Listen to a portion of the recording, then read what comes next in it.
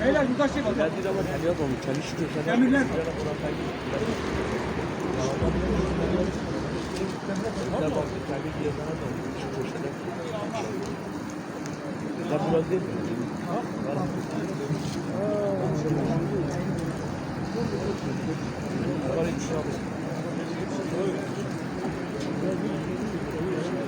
Çek.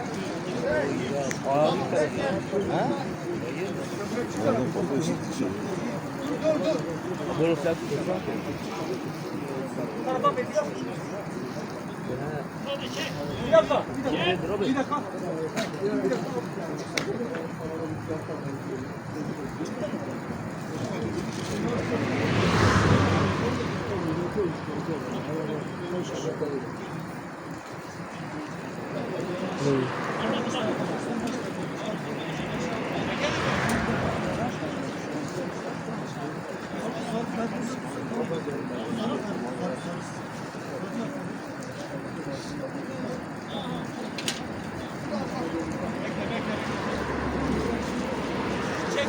Çekelim ona göre.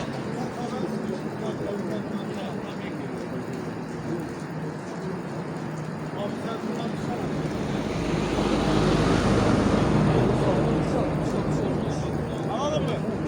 Abi bir, iki, çek. Çek oradan. Abi ben burada. Abi ben burada. Başı sen niye kalkıyorsun? Hadi. Hadi kalk. Bekle bekle.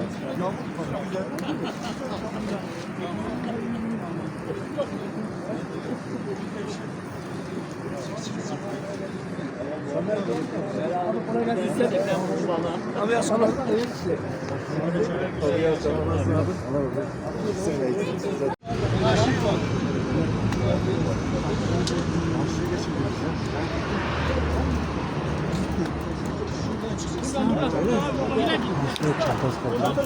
Çantasını aldı.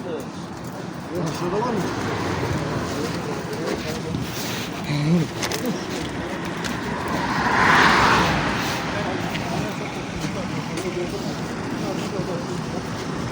Çantayı yanına. Sağlık. Sağlık. Kilo ne de?